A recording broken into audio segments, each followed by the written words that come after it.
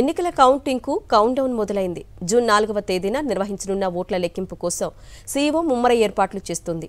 అందులో భాగంగా నంద్యాల జిల్లాలో కూడా ఏర్పాట్లు చేసినట్టు జిల్లా ఎన్నికల రిటర్నింగ్ ఆఫీసర్ కలెక్టర్ శ్రీనివాస్ తెలిపారు.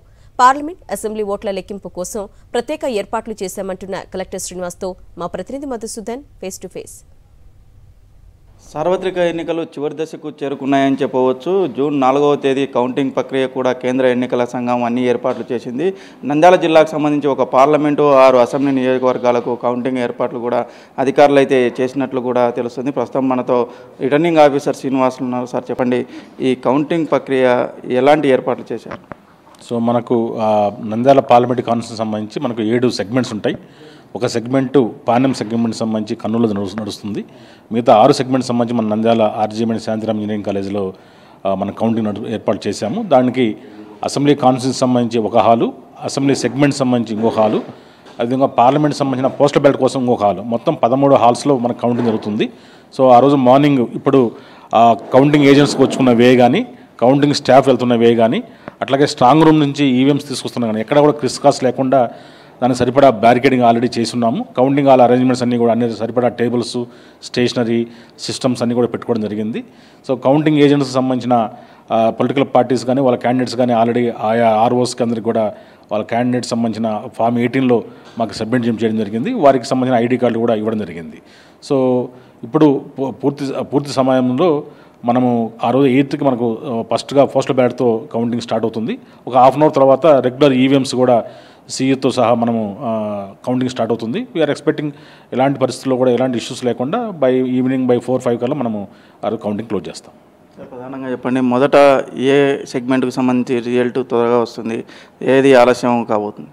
మనకి యూజువల్గా మనకి ఎక్కువగా కొద్దిగా టేబుల్స్ బట్టి ఉంటుంది. ఆ టేబుల్స్ బట్టి మనం నంద్యాల కొంత కాన్స్టిట్యున్సీకి సంబంధించిన నంద్యాల కొంత లేట్ కావడానికి ఆస్కారం ఉంటుంది.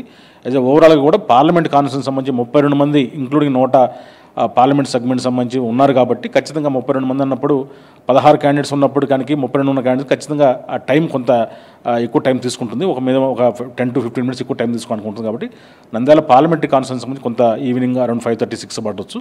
అసెంబ్లీ సంబంధించి చూస్తుంటే మనకు శ్రీశైలము, అట్లాగే మనకు డోను, అదేవిధంగా ఆళ్ళగడ్డ, మనకు నందికొట్కూరు, ఇవన్నీ కూడా మ్యాక్సిమం బై 2-2:30 కల్లా మనము డిక్లేర్ చేయగలుగుతాము. ఈవీఎం సంబంధించి కొంత బనగానపల్లి అండ్ నంద్యాలలో 28 మంది క్యాండిడేట్స్ కంటెస్టింగ్లో ఉన్నారు కాబట్టి అక్కడ కొద్దిగా ఒక 1 అవర్ 1.5 అవర్ లేట్ అయ్యడానికి ఆస్కారం ఉంటుంది.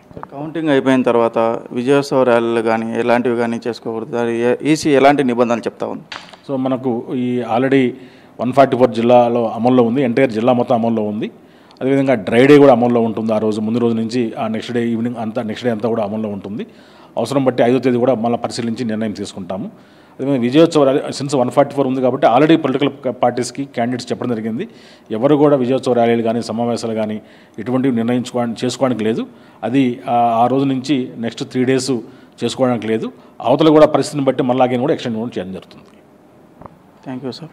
ఏదైతే ఎలక్షన్ కమిషన్ నిబంధనలు ఏవైతే ఉన్నాయో అదేవిధంగా కౌంటింగ్ ప్రక్రియ సజావుగా సాగేందుకు, ప్రశాంతంగా కూడా సాగేందుకు అన్ని ఏర్పాట్లు చేశామని చెప్పేసి కలెక్టర్ శ్రీనివాస్ చెప్తున్నాడు. వీడియో జర్నలిస్ట్ చంద్రశేఖర్తో మధు, సాక్షి టీవీ, నంద్యాల.